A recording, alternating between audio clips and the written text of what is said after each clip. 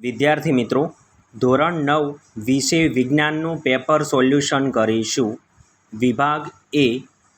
યોગ્ય વિકલ્પ પસંદ કરી જવાબ આપો. પ્રત્યેકના 1 ગુણ. પ્રશ્ન 1. નીચે પૈકી શેમાં ડિંડલ અસર જોઈ શકાય છે? જવાબ બી. દૂધ. પ્રશ્ન 2. કોઈપણ રાસાયણિક પ્રક્રિયામાં દ્રવ્યનું સર્જન કે વિનાશ થતો નથી. આ વિધાન કયો નિયમ દર્શાવે છે? જવાબ બી.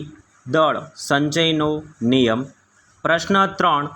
વાયુરંધ્રને આવરતા 2 કોષ કયા છે? જવાબ સી. રક્ષક કોષ.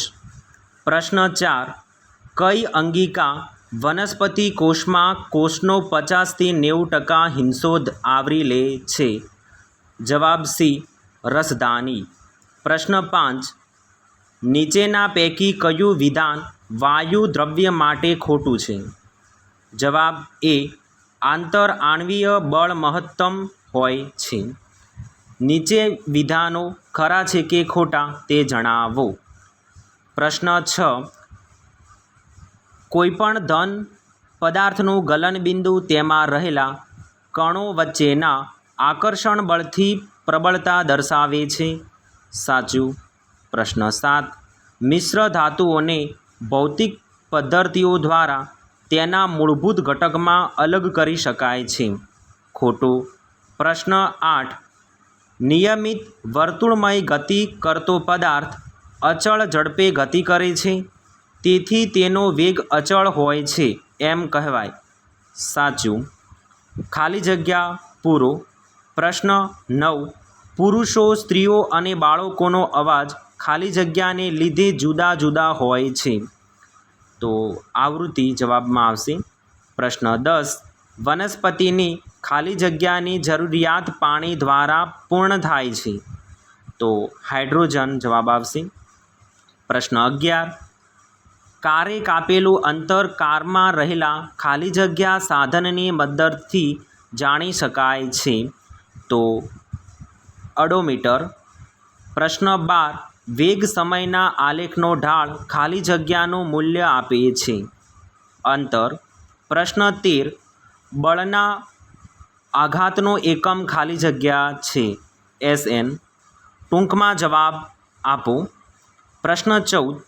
ચંદ્ર પર ગુરુત્વ પ્રયોગનું મૂલ્ય જણાવો. તો 1 - 6 મીટર્સ સેકન્ડ્સ. પ્રશ્ન 15. પાણીમાં 10% ઇથાઇલ આલ્કોહોલ છે, તેમાં દ્રાવ્ય અને દ્રાવક જણાવો. તો દ્રાવ્ય ઇથાઇલ આલ્કોહોલ અને દ્રાવક પાણી. પ્રશ્ન 16. કોષની શોધ કોણે કરી હતી? તો રોબર્ટ હોક આવશે જવાબ. પ્રશ્ન 17. પ્રવાહીમાં ડૂબેલા પદાર્થ પર ઉત્પ્લાવક બળ કઈ દિશામાં લાગે છે? ઉપરની દિશામાં. પ્રશ્ન 18. સૂત્ર એકમ દળ એટલે શું? તો સંયોજક જ્યારે આયનની સ્વરૂપમાં હોય તેવા આણ્વીય. પ્રશ્ન 19. પિત્તળમાં રહેલા ઘટકો જણાવી તેમનું પ્રમાણ જણાવો. 30 જસત અને 70% ત્રાંબુ. માગ્યા મુજબ જવાબ આપો. પ્રશ્ન 20. રંગસૂત્રો ક્યાં આવેલા છે? DNA. પ્રશ્ન 21. વર્મી કમ્પોસ્ટ કોને કહે છે? એક વાક્યમાં ઉત્તર લખો. પ્રશ્ન 22. સરેરાશ પાવરનું મુખ્ય શોધવાનું સૂત્ર શોધો. તો સરેરાશ પાવર બરાબર ઉપયોગ લીધેલ ઉર્જા ભાગ્યા કુલ સમય. P બરાબર W/T. પ્રશ્ન નંબર 23. જીતુભાઈને આવક મેળવવા માટે કોઈ વ્યવસાય ચાલુ કરવો છે. તે જ્યાં રહે છે તેની આસપાસ સુંદર ફૂલવાળો બગીચો તથા જુદી જુદી વનસ્પતિઓની વનરાજી આવેલી છે. તમે જીતુભાઈને શું ઉછેર કરવાની સલાહ આપશો? મધમાખીનો ઉછેર. જોડકા જોડો. કાર્ય. તો એનો જવાબ આવશે FS.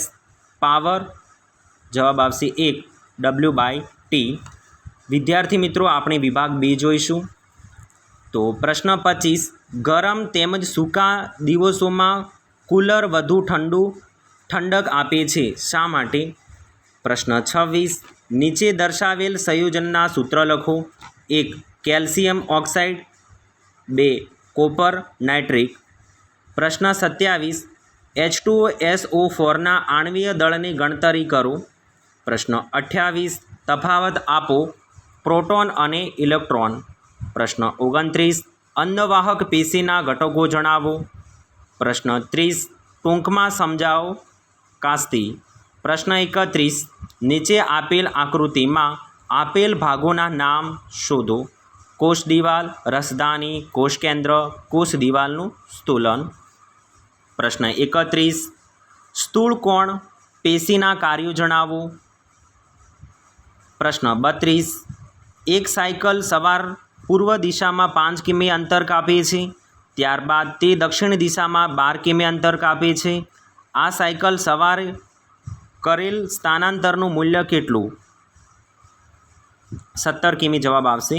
પ્રશ્ન 33, જ્યારે કોઈ ગતિશીલ બસ અચાનક સ્થિર થઈ જાય તો તમે આગળ તરફ નમી પડો છો અને સ્થિર બસ અચાનક ગતિમાન થાય તો પાછળ તરફ નમી પડો છો, કેમ? તો વિદ્યાર્થી મિત્રો આપણે વિભાગ સી જોઈશું હવે. બાષ્પીભવન પર અસર કરતા પરિબળો સમજાવો. પ્રશ્ન 38, પ્રશ્ન 29માં ટૂંક નોટ લખો. ડીડલ અસર. પ્રશ્ન 40, ધાતુ અને અધાતુના તફાવતના 3 મુદ્દા લખો. પ્રશ્ન 41, એક વ્યક્તિને એકાએક ગભરામણ થતાં તેને ડૉક્ટર પાસે લઈ જવામાં આવે છે. ડૉક્ટર તેના નાડીના ધબકારા અને દબાણ માપી હાઈ બ્લડ પ્રેશરનું નિદાન કરે છે. 1. હાઈ બ્લડ પ્રેશરમાં કઈ પેશી વધારે કાર્યરત હોય છે? 2. આ સ્થિતિમાં કઈ પેશીનો પ્રવાહ વધારે કાર્યરત હોય છે? 3. શું આ સ્થિતિ શરીર માટે નુકસાનકારક છે? પ્રશ્ન 42, એક કાર અચળ પ્રવેગથી 5 સેકન્ડમાં 18 કિલોમીટરથી 36 કિલોમીટરનો વેગ પ્રાપ્ત કરે છે, તો તેમાં એક પ્રવેગ 2 આ સમયગાળામાં કાપેલું અંતર શોધો. પ્રશ્ન 43, અંતર સમયના આલેખોનો ઉપયોગ જણાવો. પ્રશ્ન 44, અનુરણ વિશે સમજૂતી આપો અને તેને ઘટાડવાના નિવારણના ઉપાયો જણાવો. પ્રશ્ન 45, ડાલ્ટનના પરમાણ્વીય સિદ્ધાંતની અભિધારણાઓ જણાવો. પ્રશ્ન 46, ટૂંક નોટ લખો. પીચ. વિભાગ ડી, એક તત્વ એક્સનો પરમાણુ તેની એમ કક્ષામાં 7 ઇલેક્ટ્રોન ધરાવે છે. પ્રશ્ન 48, બોહરનો પરમાણુનો નમૂનો સમજાવો તથા વિવિધ કક્ષાઓમાં ઇલેક્ટ્રોનની વહેંચણી કેવી રીતે થાય છે તેની સમજ આપો.